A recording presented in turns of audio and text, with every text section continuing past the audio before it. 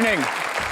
Welcome to Q&A. I'm Tony Jones, and answering your questions tonight, the Director of the International Refugee Law Research Program at Melbourne Law School, Michelle Foster, the Minister for Employment, Education and Workplace Relations, Bill Shorten, one-time Chief of Staff to John Howard, now Parliamentary Secretary to Tony Abbott, Arthur Sinodinos, the Chief Executive of Melbourne University Publishing, Louise Adler, and former Deputy Prime Minister and Ambassador to the Vatican, Tim Fischer. Please welcome our panel.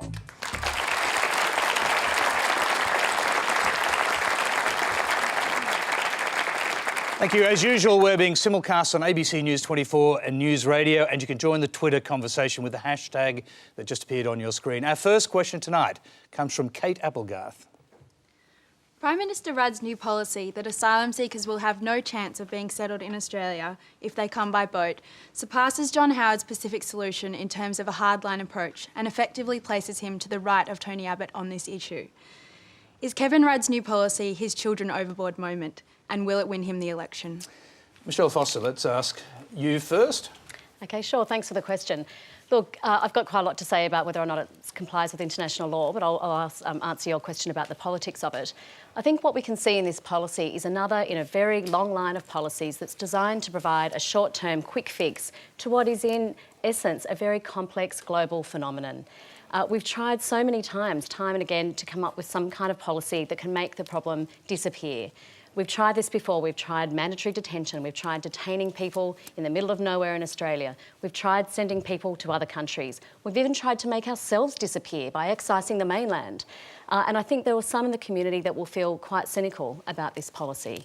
On the other hand, I do despair sometimes about the nature of this debate, and I worry that because it is so difficult to have a complex debate about a complex issue, that there certainly will be some in the community who will feel that this policy is a favourable one. So, I mean, I'm not sure that I can say whether it will win votes or not. I think it's a complex issue. I think some will be cynical, others, because of the nature of the debate, will be looking for this sort of short-term, quick fix solution. Bill Shorten, is this Kevin Rudd's children overboard moment? Will it win him the election? No, it's not the children overboard moment. And in answer to Kate's question about where does this put Labor vis-a-vis Liberal, this has not been an easy issue, and I agree with what Michelle said, that it is a complex problem, that there aren't simple solutions to this challenge.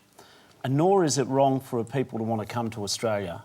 All of us, bar Indigenous Australians, someone in our family made a decision to come here. This is the best country on earth. But what I also know is that it is not right-wing or left-wing to be compassionate to make sure that the people smugglers don't get to exploit vulnerable people seeking to come to Australia. It is not right-wing or left-wing to say to people in camps who don't have the money to pay people smugglers that the places we have available for humanitarian relief have been taken up by people who've been used by people smugglers to get here. Australia is not a mean country in terms of taking refugees. It is a global problem. Ultimately, the best solutions are through the region and through the UN. But what I do believe is that if we can do something to stop people thinking that they can pay money to unscrupulous people who will put them out to sea in harm's way, well, then I think that this has to be pursued as part of a raft of solutions. OK, you didn't answer the question about the politics of it. If you get a big endorsement in tomorrow's news poll for this new policy, will the push for an August election become irresistible? No, what I think about this policy is that Australians just want to see an answer. I actually think Australians get that it's not as simple as one part of the answer will solve all the challenge. 23 million people live in Australia. So you're saying you won't be watching very closely to see how the public reacts in the news poll? Just ignore that, will you? No, you don't ignore things, but on the other hand, I don't want, to be fair, Tony, I don't want people dumbing the debate down, as Michelle said, to simple propositions. What we want to do here is say to people who think that by paying people smugglers, they somehow get a particular opportunity at risk of their own lives. We just want to say that that isn't the way to have a humanitarian relief program. It isn't the way to run an immigration policy. It is not sustainable compassion to say that the status quo is acceptable. Anyone who thinks that the current status quo is acceptable is saying to people, it's okay to risk your lives, come in unsafe boats, to come here, be ripped off by criminals. And it is hard. I mean, I wish it wasn't so. And I know that Labor certainly wishes there was a simple solution available. but there isn't. This is part of a regional solution, is the only way we can tackle the criminals while still making sure that we have a decent program, which means the people who can't afford to pay people smugglers don't get away, but they also have a voice. Okay, Arthur Sinodinos, you were there for the actual children overboard moment in government. Is this Kevin Rudd's children overboard moment? Is it going to change politics and win him the election? Look, Kate, to your question, the first point I'd make is, as someone who's the son of migrants and has had the benefit of being brought up in this country, when I was working in the Howard office and the Tampa, for example, came along, our reaction was not, oh, this is fantastic, this is a great issue we can exploit. Our concern was the public will think we can't control the borders if the people on that boat can decide that rather than go back to Indonesia, they can commandeer the boat and make it come to Australia. Now, why do we concern ourselves with control of our borders? Because, like a lot of Australians, and indeed like Kevin Rudd on occasion, I'm one of those people who believes in a bigger Australia. Now, that can be a bit controversial because people say, have we got the infrastructure, the environment for it? Is our environment too fragile for it? But during that period, when we were controlling our borders effectively... How big, by the way? Well, look, I can come to that, but let me answer Kate's question first. But the question was about Kevin Rudd's... Yeah, I understand, but my point is this. If you want to support a strong nation-building immigration program, you've got to be able to persuade the Australian population that we can control our borders. We have an orderly program to do that. So what we did was to put in place a suite of policies to achieve that. And that was against the backdrop of a commitment on both sides of politics to having one of the most generous refugee and humanitarian programs in the world on a per capita basis. And yes, we can talk about potentially what the size of that program might be in the future if we want to do more in a world where there's equitable burden sharing. But I don't resile from the fact that you have to take strong measures from time to time and make sure you have an orderly process of controlling the borders. I don't equate compassion with just saying to people, if you're able to pay a people smuggler to get you in a boat and get you to Australia, you're lucky enough to be processed. Okay, can I interrupt you there? Because to go to the question was about Kevin Rudd's policy, whether that's actually changed politics, whether it could win him the election. It sounds like, in a general sense, you're endorsing his policy. I'm not endorsing his particular policy in the sense of saying whether it's good or bad politics, because the great mistake that's been made on this issue in Australia is many people on the left have thought that this was just an issue the coalition invented in order to wedge the other side of politics. This is a serious policy issue. That's why I'm giving you this answer. This is about control of our borders, and we need to be serious about that. And yes, have the broader debate about how more compassionate we can be, but let's have it in that context. If you ask me about the politics of this, the fact of the matter is, because over a 6-year period, Labor has zigged and zagged so much on this issue, and there are so many questions over the Papua New Guinea solution, I think most Australians will be cynical about the motives behind this latest change and the fact that it can be reviewed within 12 months. We still don't know the cost. We don't know how many people ultimately can be resettled in Papua New Guinea. They won't take people who are not assessed to be refugees. The fact of the matter is it's a 12-month stitch-up, a fix, to get Kevin through the election. That's what Kevin is doing. Tony was right at the beginning of this program. He's ticking all these boxes, trying to get down, reduce the areas where we have a lead, then try and focus the election on the areas where he has a lead or perceives he would have a lead in terms of policy issues and go from there. Louise Adler. Well, I find it very difficult because I think that we're hearing such mixed messages from both sides of politics. Successive governments, in my view, have failed to recognise the humanity at the centre of this humanitarian problem. I find it absolutely extraordinary that we are sitting here having heard our Prime Minister talk about a compassionate Australia last week, and in the next breath talking about that no asylum seeker coming here on a boat will be accepted onto Australia, onto Australian shores. I think that's absolutely reprehensible. I think you're mixing up a whole bunch of ideas here around the venality or not of we have a phone call coming in. I think that's Tony Abbott. I think that's the Leader of the Opposition saying, Arthur, listen to Louise. I hope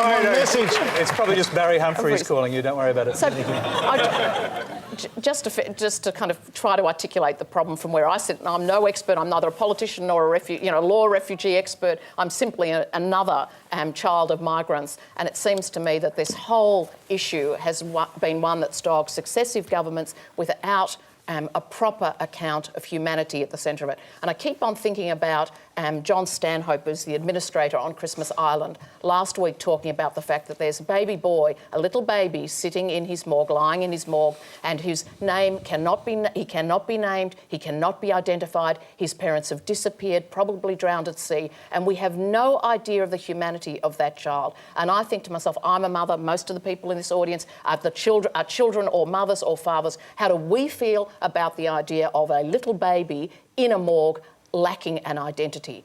Are we as Australians, never mind what politicians tell us, are we as an Australian community prepared to accept that? Are we prepared to live with that kind of image on our conscience? OK, we'll discuss this more in a little while. Tim Fischer? Just to say that I also think of the people in the Navy and customs boats carrying out those horrific duties at sea in dangerous circumstances. Kate, spare a thought for them. But yes, politics do get wrapped up in these big decisions.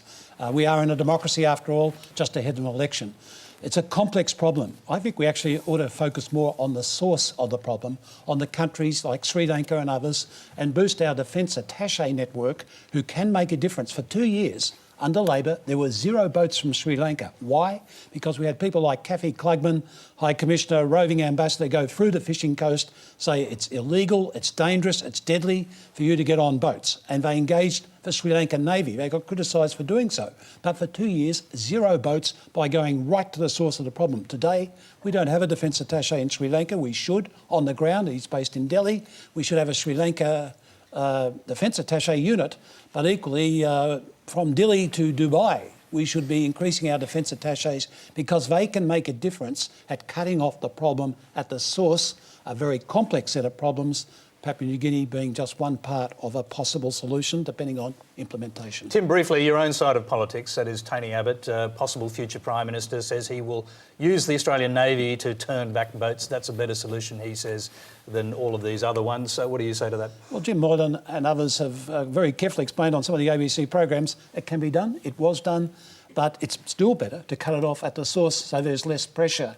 And we're all, I think, unanimous about trying to save people from being drowned at sea between Australia and the countries to our north and northwest, most notably. OK, let's go to our next question. It's from William Bertolo. Thank you, Tony. My question is directed to Bill Shorten. In Papua New Guinea, 50% of women have experienced forced sex. 2/3 of women have experienced domestic violence. Homosexuality and transsexuality are both illegal. Mr. Shorten, how can you support a party leader that wants to completely reject the right to seek asylum as granted by the Universal Declaration on Human Rights and send those seeking a better life or a new life to a country with widespread human rights issues of its own? First of all, our commitment is to make sure that if people are sent to Papua New Guinea, that they are sent to safe accommodation, and that's what we'll be doing, and that'll be the commitment by the federal government, and our Prime Minister said that. But I don't accept that it is safe to ignore the people smugglers and to have a model which says that if you pay these people, you crowd 100 people onto an unseaworthy vessel, that's $1 million that the people smugglers get, and then what happens is that you send them to sea, and the promise that the people smugglers make is that, yes, it may be dangerous, and yes, some of you may die, but if you get to Australia, you'll get permanent settlement here. And what we do by refusing to deal with that part of the complex issue, which every speaker here has said is complex, by refusing to deal with that, you're not doing anyone a favour. We also OK, but can you just go to the points made in the question? There's a gentleman with his hand up next to the question, and we'll come to you in a moment. But here's the question he wants to ask. Is it safe to send these people to Papua New Guinea? Well, will you be saying to them, some of you may die? No. What we'll be saying to people is that we will facilitate the safe processing of people in Papua New Guinea, and the federal government said we'll stump up for that and what that costs. So that's what we've said. OK, yes, just hang on. The questioner with his hand up there, I'll just go to him and then we'll come back to you, Michelle. So will the Labor Party's policy mean that asylum seekers who are homosexual won't spend up to 14 years in prison? Well, in terms of the settlement facilities that we will be supporting, that will not be the case. Can I just jump in? Because I think, William, you've really touched on some important issues here. I think this policy is in clear violation of international law. I think we need to be absolutely clear about that. And I've got really 3 key concerns, but I'll go straight to your concern. Article 33 of the Refugee Convention is clearly the core obligation, and it basically says we cannot return or transfer an asylum seeker or a refugee to a place where they fear persecution. Now, there are good reasons to fear that certain categories of asylum seekers will directly fear persecution in Papua New Guinea. You've touched on exactly the issue. In fact, the government hasn't mentioned that we actually grant refugee status to women fleeing domestic violence and sexual violence in Papua New Guinea. The numbers aren't high, but there's several decisions, even in the last year, of the Refugee Review Tribunal recognising women from Papua New Guinea. So this is a refugee-producing country that we're thinking of sending women, homosexual people, potentially children as well, too. So there's key concerns there. The other issue is not only that we have to be concerned that we're not sending people to a place of persecution, we also have to make sure that that place won't in turn send people back home. And I mean, Bill Shorten just touched on the issue of processing. It's incumbent upon Australia to ensure that if people are sent to Papua New Guinea, there is an adequate system of refugee status determination. Because if the system is flawed and people are not adequately processed, they will be sent home in violation of international law. Now, the problem is Papua New Guinea has absolutely no track record in refugee status determination. In fact, until January this year, there wasn't even any legislation about refugees. There is now legislation, but the UN High Commissioner for Refugees has said that it's in violation of international law. It doesn't comply with its obligations. Can I just interrupt there? You've said in violation of international law a few times. Is it in violation of Australian law? If there are challenges to the High Court, as there was, of course, a successful one, with the Malaysian solution, in this case, it seems a lot more difficult to do that. It's an excellent question, and it's true that the answer isn't as clear-cut. If we were asking that question 2 years ago, prior to the Malaysia case, or at least immediately after the Malaysia case, I think the argument would be fairly straightforward. Not to go into too much detail, but essentially the reason the Malaysia solution was found to be invalid was that at the time our Migration Act had certain protections in it that essentially made sure that if we were to transfer a person to another country, that transfer was in accordance with international law. It was incumbent upon the Minister at the time to make sure that an adequate system of processing was set up and that rights would be accorded to asylum seekers and refugees. And the reason that the Malaysia solution was found to be invalid was that the Minister couldn't have been satisfied in that case that those obligations, those protections were in place. The difficulty for asylum seekers now is that the government amended the Migration Act after that. They were unsuccessful in the High Court, so they amended the Act. It now provides much broader discretion for the Minister. I don't think it's impossible to challenge. I certainly think there are arguments. Clearly, it is in violation of international law, and if the High Court were willing to interpret that discretion in a way that required it to be operated or exercised, taking into account international legal obligations, then certainly I think the government does have a hard case here. OK, I'm going to go to our next question, and I'll bring the other panel in after that. The next question is from Nancy Laginestra. Yes, in view of the fact that the boat arrivals will now be processed in Australia and not allowed to settle here ever, what will happen to the unaccompanied minors and also family members who already have family in Australia? So they won't be processed in Australia, they'll be processed outside of Australia. Yes. But you're asking what will happen to the unaccompanied minors processed outside of Australia. Yes. Bill Shorten, what's the answer to that? We will be making it clear that if you buy a ticket, if you pay money to a people smuggler, you will not be settled in Australia. What if you're underage? Yeah, I heard the question. So what that means is everyone. And I know that in the short term, some people say, oh, that's terrible. Well, let's also be straight. I think it's terrible to perpetuate a business model where a shonk and an unsafe ship can sell you a ticket, which will mean that you or your family could drown. And if we were going to have a football match at the MCG, large sporting stadium in Melbourne, and if you knew 100,000 people were coming to the grand final, and if you knew that 4% or 4,000 were not going to get home safely and they were going to die, you'd cancel that football game quite reasonably. And that is why when I hear the discussion about compassion, it is not compassionate to hold out a proposition which will see so many people exploited by unscrupulous people and let them drown. In addition, going back to what I think is important here, is we take Australia is not a mean country. We take 180,000 migrants and make them Australians every year. Now, at the moment, we are taking more refugees than ever before, 20,000, and our government has said that we'd consider lifting that to 27,000. Bill, the question, I'm sorry, Bill. sorry, hang on. The percentages you're talking about go are, right ahead. what is it, 0.03% of the world's refugees actually find a place in Australia. To suggest we're carrying our load, we're sharing in the drama of 46 million Louise. people circling the world, trying to find safe harbour, to find safety and, Louise, fleeing from persecution. Louise, is laughable. some of what you said, I completely agree with. There are nearly 46 million refugees, displaced people in the world.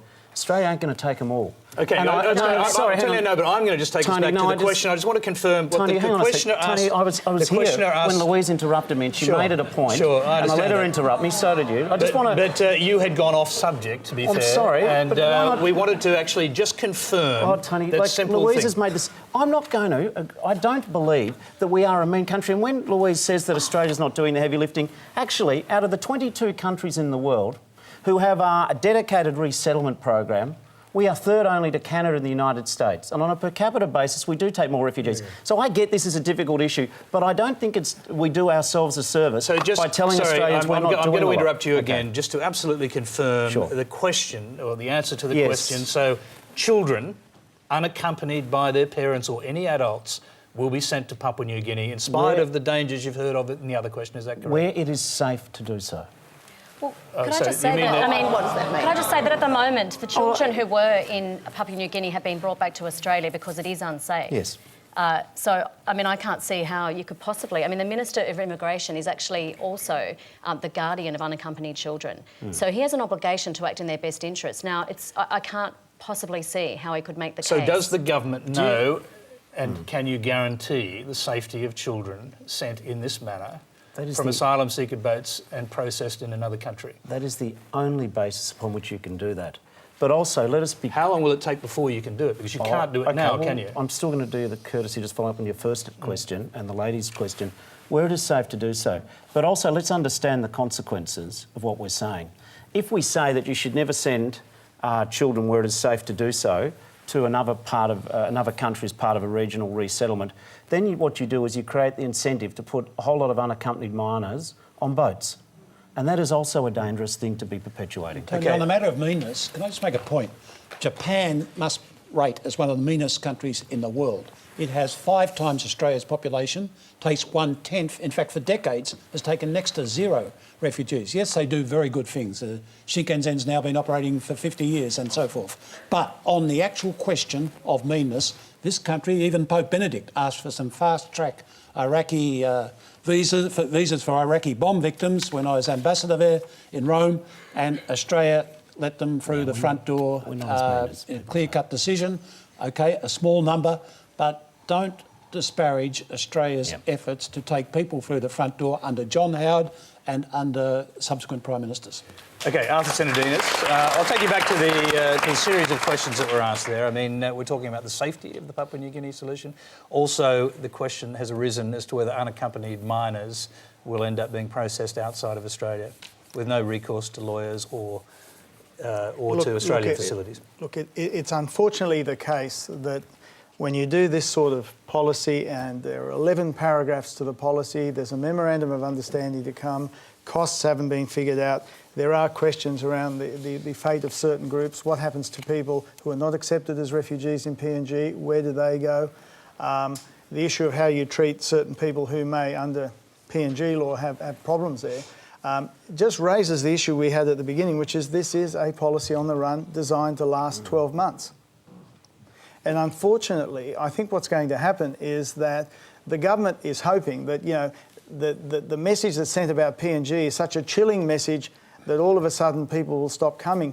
But our experience over the years is that the people smugglers test your resolve. That's right. And so what's going to happen is that this policy will be tested, and there'll be lawyers, of course, and Michelle alluded to that, who will test the policy as well. So I don't think the policy creates any greater certainty.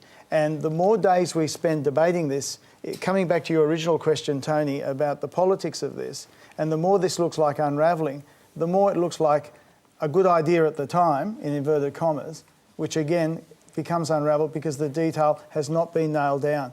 And the unfortunate downside of this is that along with what we've done to our relationship with Indonesia with respect, we are now in a situation where we're endangering aspects of our relationship with PNG. And the very fact that Australians are trashing the reputation of PNG, and yes, PNG has its problems, but it's a former colony that we looked after for a long time. You still seem to be treating them as a colony. You're throwing them a few beads. Well, in this instance, it's the Labor government that's throwing them a few beads and perhaps a little healthcare, a little I improved think we should healthcare. be very careful about the extent to which we trash their reputation on the way through. We should be doing our best to help them. But this particular solution, I have to say, will unravel. It's unravelling before our eyes. OK, we've got another question from the audience before I bring in anyone else. The question is from Caitlin Rudenrees. Thanks, Tony. My question is directed towards Minister Shorten and Ms Foster. The recent riots on Nauru have been reported to have begun due to halts in the processing of people's claims for asylum in Australia. Why does the government think that sending people who want to settle in Australia to Papua New Guinea will have any better an outcome? Surely we can expect worse and worse rioting to come. Yeah, I mean, I might address that first. I think because one of the questions is, obviously, is this actually going to make any difference? As you say, surely people will still want to come to Australia. So this idea that it will actually stop the boats, I think, is something that needs to be addressed. I think several panel members have already made assertions along the lines that there's a queue, that there's some orderly system, that we need a rational system, that people should wait in the queue, that they should go back to Indonesia. I think it's really important for us to understand why people are getting on boats. First point I want to make is that over 90% of these people are genuine refugees. They're the statistics that the Department of Immigration releases. So we are Not according to Senator Bob Carr, who says 90% of them are economic migrants. OK, there is no empirical basis for that assertion. Senator Carr made those comments at a time when the assessment of refugees had actually halted. So I understand, so from August last year, the government implemented this no advantage policy, which essentially means that people have to just sit and not be processed here in Australia or in Nauru or in Manus Island, wherever they are, they're just not being processed. So how can you possibly make an assertion about the reasons that people have left their country if you haven't even heard their claims? There was absolutely no basis on which to make that assertion. What we do know is that historically, and up until just last year, over 90% of the people arriving by boat are found to be refugees. Now, you may say, I'm going to get you to draw to a conclusion. OK, if so I just say really quickly, the reason why although they may be somewhere like Indonesia or Malaysia, that you might say, why do they get on a boat? The reason is there is no protection worthy of its name in our region. If I showed you the map that the UNHCR produces, it shows a map of the world with all the countries that have not ratified the convention in red, and you see Australia surrounded by the red countries. There is nowhere for people to seek protection on the way from their destination, from their source countries, to Australia. Well, Papua New Guinea has ratified the convention, which is how they're able to do this. It's also made several really important reservations, which means that it's made exemptions for itself, so it won't agree to provide education, work, housing. The rights that refugees are entitled to re-establish a life with dignity are actually not, those rights have been exempted from Papua New Guinea. So, all right, Bill Shorten. And bear in mind, the question was about the rioting on Nauru, and that being a sort of foretaste of what might happen in Papua New Guinea. If that happens, won't the policy unravel? Yeah, I did remember the question. In terms of withdrawing, in terms of... Not unique, but unusual. Thank you. Listen, in terms of Nauru, that's one of the questions I asked today before coming on here. The report and the investigation hasn't concluded. The riots have just happened. So I can't tell you why there's been those riots on Nauru. But in terms of your question about... even if we don't know the reason, how can we guarantee that you don't see those scenes? Well, the first thing is to make sure that the place that people are being accommodated in is safe. I did listen carefully to what Michelle had to say. The part of the announcement about a regional resettlement agreement, including Papua New Guinea, is that PNG has to withdraw all its reservations from the convention. So I think the points that Michelle were making are valid points, but I also understand PNG has said that they'll withdraw their reservations.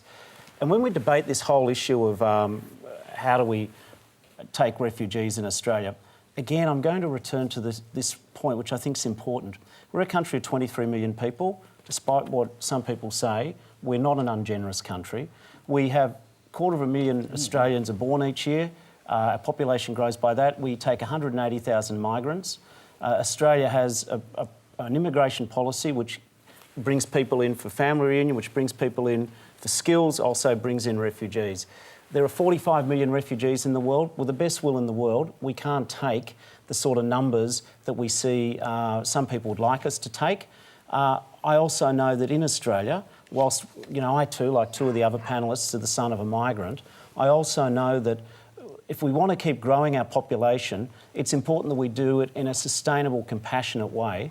And just saying, holding out this sort of gold horseshoe at the end of the endurance contest where you pay the smugglers, you risk the drowning, you get here, you get the resettlement, I don't think that's fair either on the people who want to come here, nor do I think it is sustainable for the Australian taxpayer to say, if these people who survive the people smugglers then get to Australia, then everyone else will just foot the bill. It's not a sustainable approach. I'm just going to get an answer to the Nauru question from Arthur Sinodinos, and then we move on. We've got another question on this subject. I'd like to gather that quickly. In terms of what the rights... Well, actually, the question's got a hands up again. I'll just go back to you. Go ahead. Just what you were saying, Bill Shorten, about the safety. If something like this could happen at the camp at Nauru, then was it really safe for people to be resettled there in the first place? We don't know all the circumstances. We don't know if there was any criminal activity. We don't know if it was a failure of the authorities. I'm not going to leap to the conclusion about what's caused it, but one thing I don't immediately assume is that the people running the resettlement operation on Nauru are automatically to blame as the first instance, and we've got to find out what's really happened. So I'm not saying your point's wrong. What I'm saying is we don't know, and until we do, I'm not going to leap to blaming one group or another in this issue. All right, I'll come back to you on that, Arthur. Let's go to another question on this subject. It's from Geet Giganagay. I'm the Greater Western Sydney Young Labor President, and for a while now I've been grappling with how to best deal with asylum seekers that come by boat. I'm of the belief that Rudd's policy reform regarding asylum seekers is a harsh yet necessary step. However, this view is not held by the majority of my friends and counterparts of the left side of youth politics, leaving me somewhat alienated in my section of the political sphere. So I ask, am I a monster for believing that the PNG solution is a good solution to a very complex problem? Louise Adler. I don't know you, but I don't think you're a monster. You know, I don't want to presume. Okay. You know, I'm not sure, but I hope not. Or we're all got an inner monster, dying to get out. But I do think it's a sort of attenuated way to get there. But it does feel to me as if the language we're hearing from both sides of politics here, from Labor and Liberal sides, is the politics of xenophobia, the politics of cultivating in us a fear of our borders, a fear of invasion, a fear that we're a porous place and that we're going to be swamped by these people, particularly people who are not Anglo-Saxon. We don't need to go into details, but there's this whole anxiety being cultivated. And forgive me, I hear from both sides dog whistling, an attempt to create in us, the Australian community, a sense of anxiety about this place and that refugees are going to come here, they're going to get something for nothing, they're going to have plasma televisions and they don't deserve it. And so I think if I can be clear about it, because I feel... OK, I'm going to go back to our question who's got his hand up there. Go ahead. Look, I would love to see more refugees come here. I think it's beautiful, like a beautiful country and a multicultural country that we live in. I just think I would hate to see more people dying at sea, and also, you know, I would love to see more people come through the humanitarian intake program that we currently have in place. Yeah, Louise, can I just get you to weigh this up? It's a moral question, isn't it? I mean, 1,100 plus, we don't know exactly how many, but at least 1,100 people died, drowned, trying to get to this country since 2007. I mean, can you weigh that into the equation and think it's not only bad reasons that people are against this? Well, I think that the demonisation of the people smugglers, for example, we spent a lot of time tonight listening to Bill talk about, you know, the vile, you know, I think you use the language of economic rationalism to talk about it. No, they're talking about a business model. Criminals, Louise. Yeah, criminals and business models and products and customers. All of this dehumanises the fact that we have got people who feel persecuted, who are seeking refuge in Australia. So it seems to me that that's the moral point. Can I just come in here? Yes, you can. With the greatest of respect, people smugglers battening on the life savings of some of these people, right? They're not heroes, right? They're prepared to take risks. They're prepared to disable boats, right? They don't care. They're not the Marquis from, you know, the Second World War. And the other thing is, what if you are a person persecuted in those countries who doesn't have the dosh? Or what if you're the person who is living in a camp in the Middle East or some other areas? The UNHCR, excuse me, I want to finish this.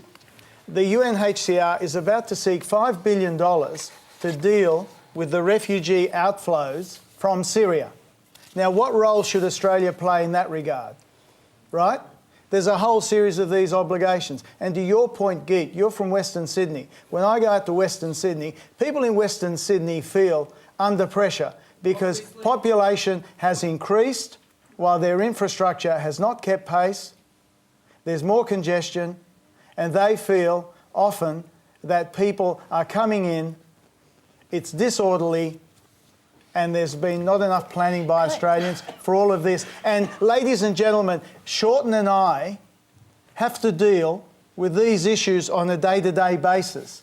We have to look people in the eye who are here, and to your point, Louise, who say, I'm looking for particular benefits, but it appears other people can get benefits ahead of me. And the problem we've got is we can't square the circle. We're in the business of trying to meet all those various needs. So please understand that the morality here is about how you balance all these competing demands.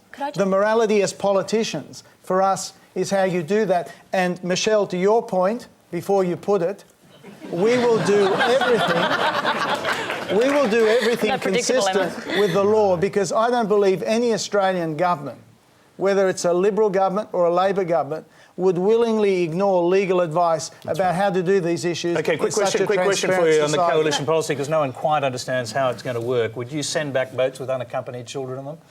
Send back boats, what do you mean? Would you stopping boats at sea using the Navy and sending them back to Indonesia with unaccompanied children? Look, what we would do on the towback policy is we would take advice from the Navy about when it is safe to do so. But would they check the boats to see whether there were unaccompanied children? And there would be rules of engagement about who is on board and all the rest of it. The question of how that is done, though, if you want a briefing from the Navy on how it's done, because they don't like to talk about it publicly, maybe, you know, Bill can arrange that for you. But the point is that those, you would have to make judgments, but the towback policy along with temporary protection visas, because our obligation, Michelle, is to give people protection. It's not to guarantee them a first world lifestyle in every case when they come to Australia. Please, I'm sorry, but that is the truth. That is our obligation under the Convention. And that's the same obligation other countries have. Well, at least you acknowledge that we have protection obligations. I mean, the government is arguing that the only we've always acknowledged those. Can I just say something about this idea that there's something wrong with people moving around in a disorderly manner? I think it's just completely ignoring the history of the Convention. The reason why we have the Refugee Convention is that prior to and during World War II, there were boats of German refugees fleeing Nazi Germany who were turned away. There's a famous boat, SS St. Louis, who was turned away from the US, from Cuba, and historians estimate that hundreds of those refugees, who are genuine refugees, were exterminated in the camps of Europe. The international community came together after World War II and said never again. And that's why the Refugee Convention says that you cannot penalise refugees merely because they have arrived without prior authorisation. The framers of the Convention, who include Australia, made the obvious point that asylum seekers often don't have the capacity or resources to seek prior authorisation before fleeing persecution. The genuine refugees are in fear of their lives. Okay, we've got another hand up down the front here. Well, I'll take that and then we'll probably have to move on. It's been said that politicians have to look at people in their electorate in the eye and to say that, to answer difficult questions around why there are some people in the community getting benefits perhaps ahead of them. And you've said that's a difficult question. But I would say that that is a politician's job, that we've elected them to answer the difficult questions with an unpopular answer, which is, I'm sorry, but these people have nothing. And as a lucky, fortunate country, we're going to do the right thing here. Okay. Can I just answer quickly? Yes, you can. And briefly. And to your question, and we answer that question by saying we have an orderly program, so we do it in a way that is systematic and in accordance with our values and beliefs. Where is the order? There's no queue. There is no queue. I think that it's just those people, Michelle, that you don't see. sitting in camps in other parts of the No, world let me who just be don't have the clear. resources to buy their way into Australia. I think we need to be honest with people and say there is no queue. It's true that we have an offshore resettlement program and we're to be commended for that, but people are not resettled on the basis of how long they've been waiting in the queue. the There are solution people rests in at the Indonesia. source. There are people in Indonesia and Malaysia who are genuine refugees. The UNHCR has found that they are genuine refugees, but it means nothing as a matter of domestic law in those countries. So they're sitting there without the right to work, the right to education. They could be arrested at any time, and there is no possibility of resettlement to Australia. What would you do? You can't go home. You can't remain where you are. It's not a life. Okay, all right. And there's no queue. Bill Shorten There's wants no to answer queue. that briefly, and then we're going to move on. And also the statement that was made earlier about telling people difficult things. It would be great if this country could take every refugee in the world. It would be great. But it isn't going to happen. And for some people, that's an unacceptable answer. For some people, they say, just do it. You're heartless if you don't take everyone. I don't accept that if we don't take everyone, somehow that Australia is less of a country than we otherwise would be. I do believe in immigration. So let's be clear, before we cop a little bit of abuse saying we're all xenophobic because we won't take everyone, I don't buy that. What I know is that 26 in every 100 Australians was born overseas. My family all came from overseas. I am an immigrant. Most of us in this audience are immigrants. We like our immigration in Australia. It's a great thing. But because I love our immigration, because I love the fact that I want to keep trying to build towards being a pro-immigrant, big Australia, I also know that there's a certain number of people this country can take each year, overall. And yes, it would be good if it wasn't so and we had an infinite pot of money and we could take everyone who wanted to be here. And some people will just never agree with what I'm about to say, but we cannot meet everyone's needs. So what we have to try and do is have some order. I agree that if you're in a Burmese camp or if you're an Iranian refugee or if you're trying to flee the civil war in Syria, there ain't a lot of queues and it ain't an orderly process. I accept that. But being a government of Australia, be it Liberal or Labor, we actually have to decide at least what is our population intake. Then what proportion of that population should be refugees, what should be skilled migrants, what should be family reunion, and what proportion of the refugees should people smugglers bring in as opposed to other systems. If it was as simple, and I go back to something Michelle said at the start, if it was simple, then someone would have worked it out by now. This is a good debate, but the answers are not simple. Okay, let's move along. The next question, and it's a different subject, comes from Kylie Cummins. Thank you, Tony. My question is for Tim Fischer. Mr. Fischer, given Tony Abbott rarely faces the media unrehearsed, what kind of Prime Minister do you think he would make if the Liberal Party were to win the election? And as a former Deputy Prime Minister, do you have confidence in him as a possible leader of this nation? Well, Yes. Kylie, there is a full moon tonight, and I thank you for your question. And yes, Tony Abbott does town hall meetings. He does community meetings. And I've every confidence that he will make a good Prime Minister if the people so decide. And that's perhaps where I should make a point that I hope we will see fair dinkum debates during the formal election campaign. I hope we will see fair dinkum town hall meetings from both sides of politics and that there'll be a concordat that they won't send in the goons to bash up and wreck those town hall meetings because people want to be engaged. People want a chance to have the sort of dialogue that Q&A allows each week, and they are sick to death of having two 50-minute bursts from a leader on the during the course of the campaign in the morning, and then another one late in the afternoon, and then the choreographies and the planners all lock them up again until the next morning. That's the sort of stuff that's not going to fly during this next election campaign.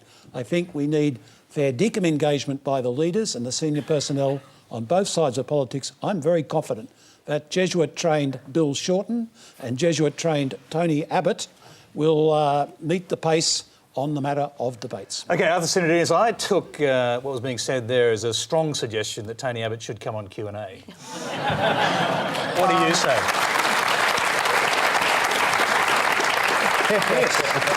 As his parliamentary secretary, I will pass the request on, but he made the point himself that he was happy to debate the Prime Minister during the election period, and I've no doubt, given the preeminence of this forum in Australian public life, that he will do it in due course. Can I answer your question? We just hate that word, that phrase, in due course. Well, during the elections. Okay. Can I just quickly, on this question of Tony and being rehearsed and all the rest of it, one of the reasons the coalition is in the position it is today is as competitive as it is when 2 terms into a new government, we should still have been on the mat, is because Tony has been quite disciplined in the approach he's taken publicly. And there's an old rule that when you get sick and tired of saying something, maybe it's getting through to the public. But the other side of Abbott, and the side I think you would see of him as a Prime Minister, is that you use the pejorative phrase, in inverted commas, of economic rationalist. Well, he believes in economics as a means to an end, and he's very interested in what the ends of policy are. And I think you find he's someone who's particularly interested in how we bring the people on the margins of society into the mainstream. And the speech he made, and I suggest you read it, about Indigenous policy and his commitment to work in Indigenous communities and take senior public servants out there for a week, a year. And the work he's done with Noel Pearson and others, this guy actually takes a big interest in people on the margins. And I think that would be one of the signature themes, if you like, of his prime ministership. This is a very complex bloke. He's a boxing blue and he's a Rhodes Scholar. He can walk and chew gum at the same time. He's a complex man who would make a very good Prime Minister. You could argue he could punch you and talk to you. There's a young man just threw his hand up there. Go ahead. Mr Fischer and the previous speaker both mentioned that they'd like to see more debate and that you have confidence in Tony Abbott's leadership. Why is it, though, that Tony Abbott and Liberal candidates across the field have been refusing to have debates with their Labor counterparts all over the nation? It's true. Well, the National Party have not been refusing, and we'll step up as Barnaby Joyce steps up every other day, and many of our other candidates, Michael McCormick. And look, this goes to the heart of what we want, a fair dinkum election campaign, let the people decide, and hopefully it won't be another minority parliament. OK, I'm going to move on. Our next question comes from Lucy Coles. Julia Gillard has reportedly signed a book deal with Penguin Australia. Would a memoir have the ability to change the public's perception of Gillard? And will she be remembered for the highlights of her career and the reforms she introduced? Or will Gillard's achievements always be overshadowed by the negative media coverage and factional politics which marked her term?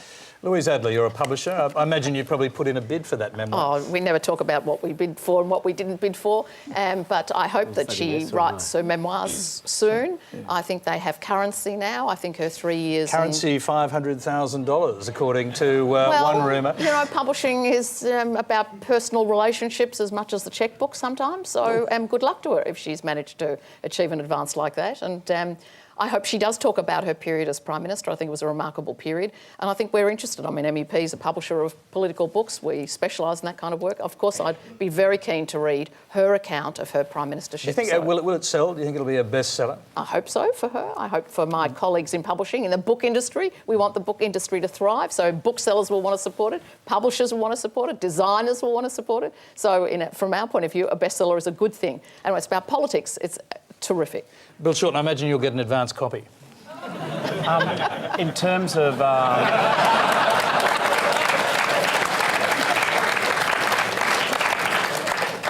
was just thinking of you thumbing through... I didn't mean to interrupt your question. No, but you said that before. But I imagine you thumbing through the index, looking for Bill Shorten and whatever else it might say after that. It is important when you buy a political book to check the index first, because otherwise you mightn't read it. Listen, in answer to Lucy's question about what will the Prime Minister Gillard be remembered for, I think she'll be remembered for her achievements in a difficult set of circumstances. A minority parliament is we haven't seen it in the federal sphere since the 1940s. When I wasn't born then, so I didn't even see that.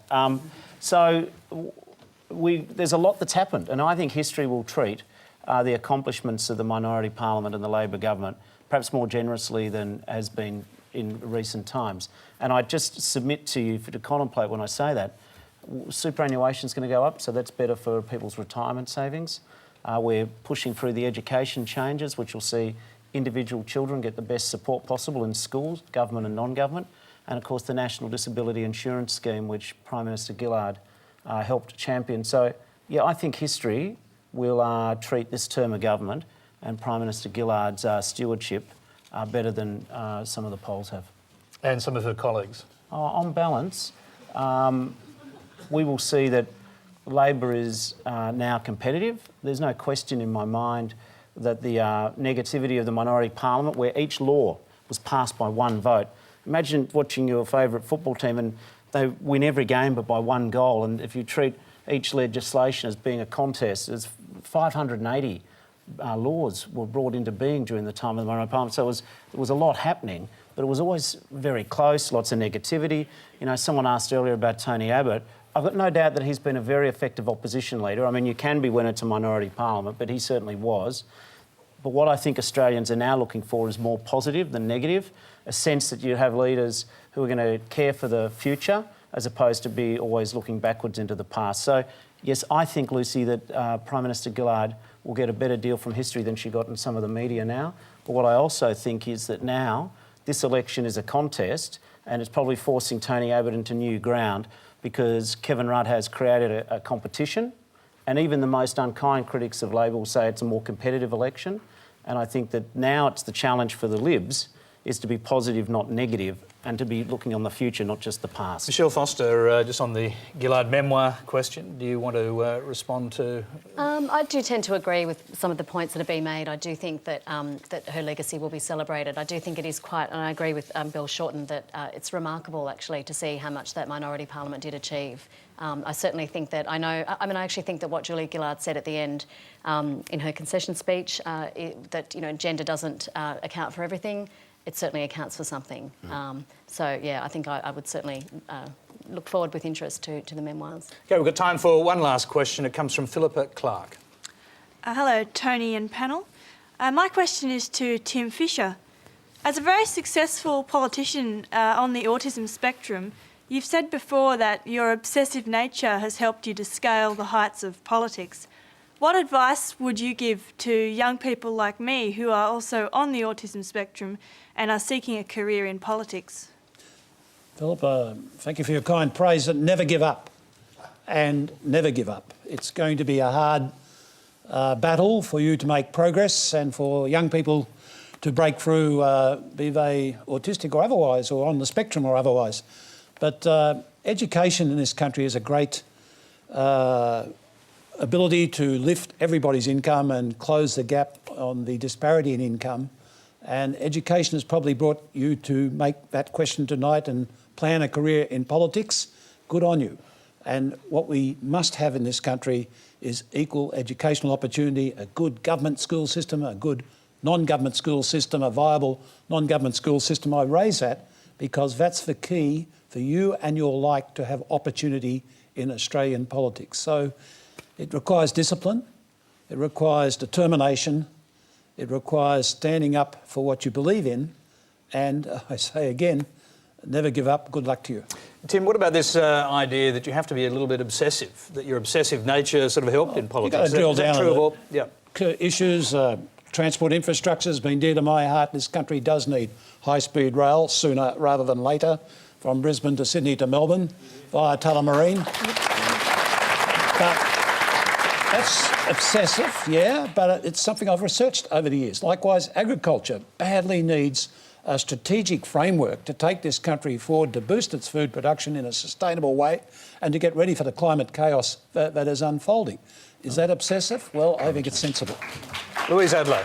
I hope that you will mentor the young lady up here, because I think it'd be fantastic. If she would be willing, I think it'd be wonderful. Clearly you were a little obsessive, given the list that we just got there, but it's only obsessive who get things done in this world and change things. So hopefully you'll take her on and give her some instruction, if she'd like to. Democracy. Democracy. Arthur Sinodinos, you've only really recently become a politician yourself. Have you noticed sort of creeping obsessive qualities happening?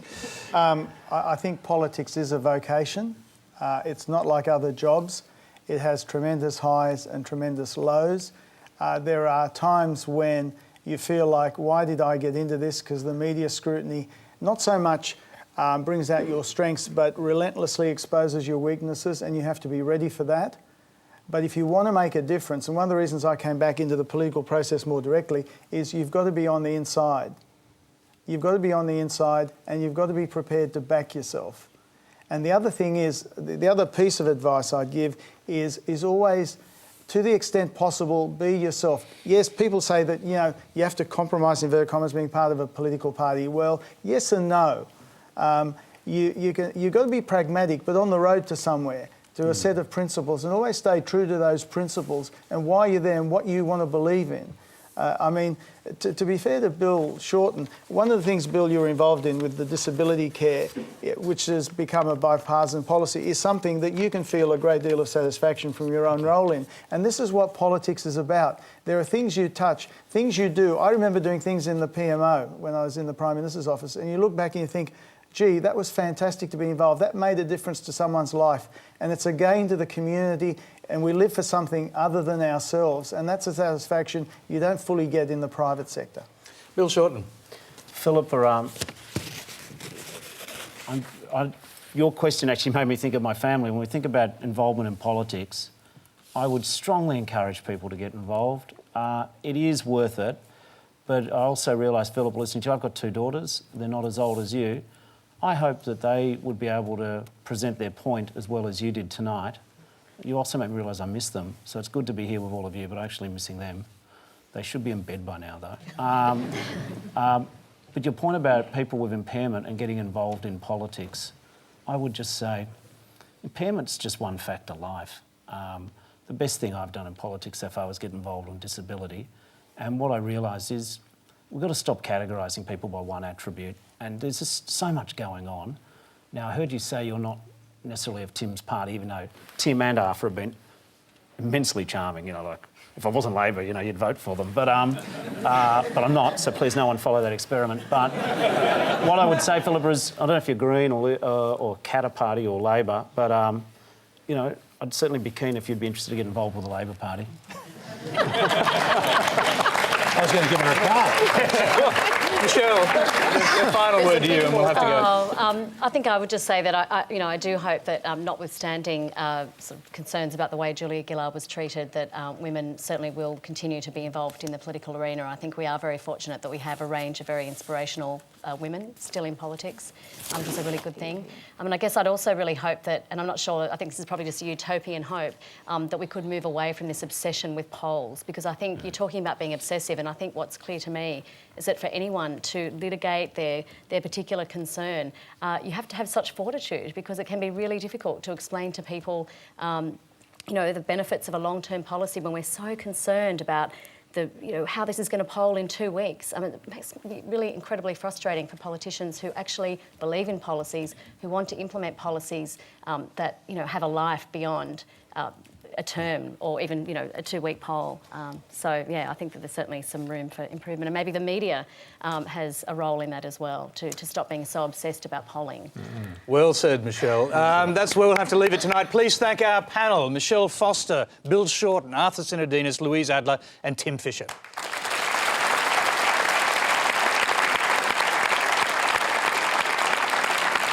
OK. Next Monday.